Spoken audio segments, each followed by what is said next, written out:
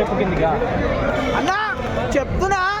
Nagarjuna wife పేరు Amala, Nagarjuna wife పేరు Amala. Block buster ఇచ్చాడు శేఖర్ కమల, శేఖర్ కమల.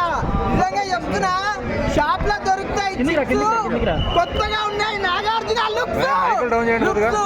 అంత బాగుంది సినిమా అయితే, ఒకరిని మించి ఒకరు. నాగార్జున గారు అయితే నిజంగా అసలుకి ఈ సినిమాలో హీరో మంచి నెగిటివ్ క్యారెక్టర్ ఇచ్చిరు. మూవీ అయితే చాలా అంటే చాలా బాగుంది. ప్రతి ఒక్కళ్ళు ఫుల్ అంటే ఫుల్ ఎంజాయ్ చేస్తారు. అసలు స్టోరీ అయితే నిజంగా చాలా అంటే చాలా డిఫరెంట్గా ఉంది. కొత్త స్టోరీ, కొత్త క్యారెక్టర్లు, మంచి యాక్టింగ్, మంచి పర్ఫార్మెన్స్ ఉంది. నాకైతే చాలా నచ్చింది. ఇందులో అయితే సాంగ్స్ ఉన్నాయి. డిఎస్పి గారు పోయిరా పోయిరా పోయిరా పోయిరా మావా, మహారాజా లాగా దర్జాగా పోయిరా మావా, అట్లున్నాయి సాంగ్స్ అయితే. నిజంగా మస్తుంది మూవీ అయితే, చాలా అంటే చాలా బాగుంది. పక్కా బ్లాక్ బస్టర్ హిట్. జూన్ 28 రాజు పెట్టుకోండి. కుబేర సినిమా చూసాము. ప్రపంచంలో చాలామంది కుబేరులు ఉంటారు. సో ధనికులకి పేదలకి మధ్య జరుగుతున్నటువంటి యుద్ధమే ఈ కుబేర సినిమా. సో ఇలా చివరి దాకా కూడా చూపించిన శేఖర్ కమల గారు తన మార్పు చాలా అద్భుతంగా ఉంటుంది. ఇక్కడ మెయిన్ కాన్సెప్ట్ ఏంటంటే, లో స్థాయిలో ఉన్నటువంటి ఎక్కువ రాబోయే రోజుల్లో అందరూ ధనికులు అవుతారని ఒక మెసేజ్ ఇచ్చాడు శేఖర్ కమల గారు. ఆ ధనికుల మధ్య పేదరికాన్ని ఎలా జీవించాలన్నదే ఇక్కడ మధ్య సిచ్యువేషన్ మెసేజ్. సో మూవీ మాత్రం చాలా అద్భుతంగా చివరి దాకా కూడా ప్రయత్నం చేశారు. రష్మిక గారు ఆ తల్లి రూపంలో ఆమె రివీల్ చేశారు. అంటే తన బిడ్డను కనేటప్పుడు తల్లి అన్ని పసిగట్టద్ది.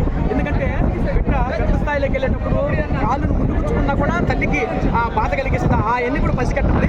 ఆ విధానం మొత్తం కూడా బిడ్డ రూపంలో చిత్ర గారిని, ధనుష్ గారిని యాడ్ చేసి ఎటువంటి లో స్థాయిలో అవుతారనేది ఆ చిత్రంలో వర్ణించారు శేఖర్ కమల గారు.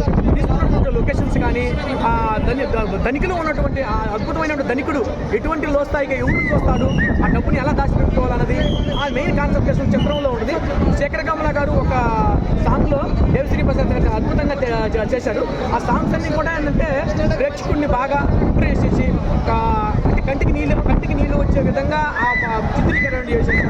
ఆ విధానం అంతా కూడా బాగుంది. బ్యాక్గ్రౌండ్ నడిపిస్తున్నటువంటి విధానంలో నాగార్జున గారు చేత చెప్పించారు, సపోర్ట్ చెప్పినటువంటి విధానం అది శేఖర్ కమల గారు బ్యాక్గ్రౌండ్ నుండి నాగార్జున గారు చేపిస్తున్నారని ప్రేక్షకులకు ఆల్రెడీ అర్థమైపోద్ది.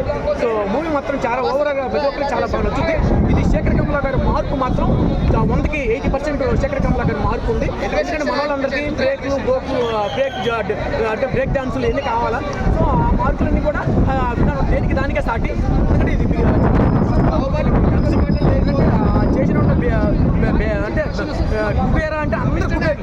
పెద్ద ధనికులు మొత్తం కూడా ఒక దగ్గర ఒక 100 కోట్లు 1000 కోట్లు ఒక దగ్గర పోగు చేస్తే ఏ విధంగా ఉంటుందో ఆ విధానాన్ని మొత్తం కూడా పంచితే, అదే ధనుష్ గారు చెప్పింది ఏంటంటే నా భిక్షగాళ్ళకి అందరూ కూడా పంచాలి.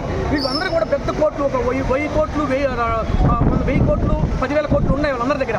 వాళ్ళందరికీ పంచితే నిరుపేద ఎందుకు ఉంటుంది? నిరుపేద మొత్తం ఉండదు. రాష్ట్రంలో మొత్తం కూడా పేదలంటూ ఎవరు ఉండరు. అందరూ కార్లు వేసుకుని తిరుగుతారు, అందరూ బైక్ వేసుకుని తిరుగుతారు. రేపు రాబోయే రోజుల్లో ధనిక పేదలు మొత్తం ఒకటే రిస్క్ అంటే సమానం అవుతారని శేఖర్ కమల గారి ఉద్దేశం. ఆ చిత్రాన్ని మొన్న ఆడియో ఫంక్షన్ కూడా రాజమౌళి గారు క్లియర్ కట్గా చెప్పారు. ఏమని, నాకు ఈ చిత్రం చాలా బాగా నచ్చిందని రాజమౌళి గారు చెప్పారు. సో వండర్ఫుల్ ఫిలిం, ప్రతి ఒక్కరు యాక్సెప్ట్ చేయండి. ఇటువంటి ఫిలిమ్స్ రావాలి, ఇటువంటి ఫిలిమ్స్ తీయాలి.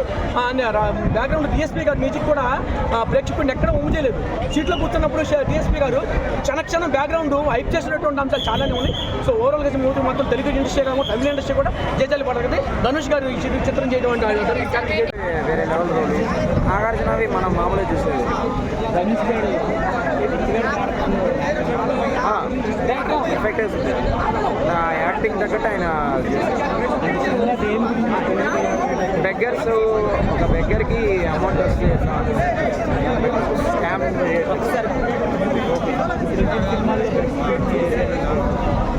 ఇప్పుడు వచ్చినాయి అన్నీ ఫ్లాప్ అయ్యారు. నాకు లైఫ్ అన్ని ఫ్లాప్. ఇది మాత్రం మంచిది. ఇట్లాంటివి స్మగుల్స్కి దానికి దీనికి ప్రిఫర్ చేస్తారు కానీ ఇలాంటి మూవీస్కి ఇవ్వరు. బట్ ఇది చూస్తే మాత్రం డెఫినెట్లీ హ్యాండ్స్ ఆఫ్ చెప్పొచ్చు. ఎప్పుడు మనకు లవ్ స్టోరీస్, రొటీన్ స్టోరీస్ కాకుండా ఇలాంటి మెసేజ్ ఉన్న సినిమా తీయడం శేఖర్ కమల గారికి సాధ్యమైంది, సక్సెస్ అయింది సినిమా. నాగార్జున గారు ధనుష్ గారు ఇద్దరు పోటీ పడి నటించిన సినిమాలో ఎక్కడ కూడా అంటే ఎవరు బాగా చేసిరు ఎవరు బాగా చేయలేదని చెప్పకుండా అందరూ బాగా చేసిరు. ఉన్న టైంని పర్ఫెక్ట్గా యూజ్ చేసిరు. అసలు బిచ్చగాడి క్యారెక్టర్లో ధనుష్ అనిపించలేదు, అంత న్యాచురల్గా నటించాడు. బాగుంది సినిమా.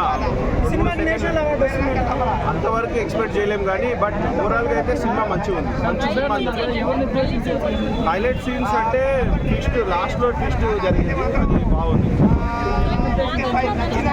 ఇది క్యాపిటలిజం రష్మిక అంటే తక్కువ చూపించారంటే అక్కడ నీడెడ్ అంతవరకు ఎంతవరకు కావాలో అంతవరకు పెట్టారు. బట్ ఓవరాల్గా అయితే సినిమా బాగుందండి, చూడండి. డెఫినెట్లీ ఆ పుకారులు నమ్మకండి, ల్యాగ్ ఉంది అది ఉందని అవన్నీ పుకారులు. సినిమా లవర్ అయితే ఖచ్చితంగా చూడాల్సి. కలెక్షన్ అంతవరకు వెళ్ళదు, 300 crores అయితే మినిమం వెళ్తుంది. అంటే నీ జీవితంలో స్మైల్ ఉంటుంది, సాడ్ ఉంటుంది, నీకు మనిషి నువ్వు ఒక డబ్బు గురించి ఎంత పడుతుంటావు. సో దాన్ని నువ్వు చేయించుకోవాలనే తాపత్రంలో ఎన్నో తప్పులు చేస్తుంటావు. మళ్ళీ ఆ తప్పులు సరిదిద్దుకోవడానికి మళ్ళీ నీకు ఇంకో లైఫ్ వస్తుంది. సో అలా సాగిపోతూ ఉంటుంది లేదు. చాలా బాగుంది. నాగార్జున గారు సినిమాలో చాలా తక్కువ సేపు అంటే చెప్తే మళ్ళీ మిస్లీడ్ అయిపోద్ది. సో చెప్పకుండానే చాలా కరెక్ట్. రొమాన్స్ డైలాగ్స్ చాలా బాగున్నాయి బ్రో, కానీ మనకు కొన్ని అర్థవంతమైన డైలాగ్స్ కూడా ఉన్నాయి సినిమాలో. హీరోయిన్ కామెడీ మనకు అలా రష్మిక గారు కామెడీ చాలా బాగా చేశారు. రష్మిక గారు కామెడీ చాలా బాగుంటుంది. ధనుష్ గారు కూడా కామెడీ చేశారు. లేదు బ్రో, ఇది చాలా అంటే ఆర్ట్స్ అనేది ఏం లేదు సినిమాలో. అంటే మనకు ధనుష్ గారు యాక్టింగ్ చూస్తూ ఉంటే అరే ఇది కదా యాక్టింగ్ అనే రేంజ్లో చేశారు ధనుష్ గారు. చాలా బాగా అనిపించింది సినిమా. ఇక్కడ శేఖర్ కమ్ముల ఆఫ్టర్ చాలా మంచి సినిమా తీశారు. ఇది చాలా మంచి సినిమా, మనకు కావాల్సిన సినిమా. తప్పకుండా చూడండి. నా రేటింగ్ 3.5. ఇప్పటివరకు ఆయన బ్యాక్ టు బ్యాక్ సినిమాలు చూసుకుంటే అన్ని లవ్ స్టోరీసే ఉంటాయి. బట్ ఫస్ట్ టైం ఒక యాక్షన్ సీక్వెన్సెస్ మూవీలోకి దిగారు. తన కంఫర్ట్ జోన్ దాటుకొని బయటకు వచ్చారు. సో చాలా మంచి అటెంప్ట్. కానీ ఇక్కడ ఒక మైనస్ ఏంటంటే స్టోరీ రన్ టైమ్ ఒకటే బాగా మైనస్. ఒక 2.5 hours మూవీ ఉంటే సినిమా వేరే లెవెల్లో ఉండేది. అండ్ ఈ సినిమాతో పాటు ఇంకొక సినిమా కూడా చెప్తున్నాను, 8 వసంతాలు అనే మూవీ. అది చాలా బాగుంది. ఈ సినిమా ఆ సినిమా అర్హత ఉన్న వాళ్ళందరూ చూస్తారు. సో ఆడియన్స్ ఖచ్చితంగా డైరెక్టర్స్కి చెప్తున్నా, ఆడియన్స్ మాత్రం ఎవరు జడ్జ్ చేయరండి డైరెక్టర్స్ని. మీరు సినిమాలు తీయాలి, అలా తీయాలి, ఇలా తీయాలని. బాగుంటే ఖచ్చితంగా వస్తారు, బాగాలేకపోతే రారు.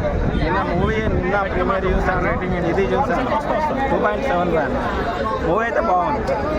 కుబేర సినిమాకి వెళ్తారు, వాళ్ళు బాగుపడతారు అని చెప్తారనమాట హైలైట్.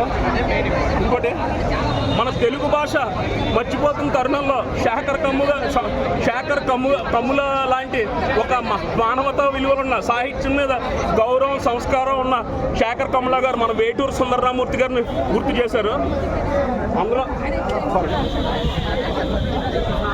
అందరూ మాతృభాష గుర్తు చేయాలి అది అంటారు. ఆయన స్పెషల్గా చెప్తారు, మాతృభాషను ఎప్పుడు గుర్తు చేయరు. వేటూరు సుందరరామూర్తి గారి గురించి చెప్తారు. ఎందుకంటే తెలుగు వేటూరి వేరు కాదు. అక్కినేని నాగార్జున గారు సంస్కారం వేరు కాదు. ఎందుకంటే ఇన్నేళ్ళైన ఇంతమంది టెక్నీషియన్స్ ఇంత ఒడిదుడుకులు they have hit 2-3 times rock bottom పడి లేచిన క్యారెక్టర్ లాగా అక్కినేని నాగార్జున గారు. ఎందుకంటే ఆయనకి అందరికీ ఫస్ట్ ఏమో సమాజం అంటారు, తర్వాత సక్సెస్ వచ్చాక అహంకారం నేనుంటుంది. నాగార్జున గారు అలా కాదు, వాళ్ళు ఇంటలెక్చువల్ ఫ్యామిలీ. నేననే ఇండివిజువల్తో పాటు మనమనే లెట్ లివ్ ఫిలాసఫీ అనే సంస్కారం. అందుకనే such a great team have got together. ఇలాంటి సినిమా థియేటర్లో చూడాలని చెప్పడం ఏంటంటే చాలా చిన్న పదం.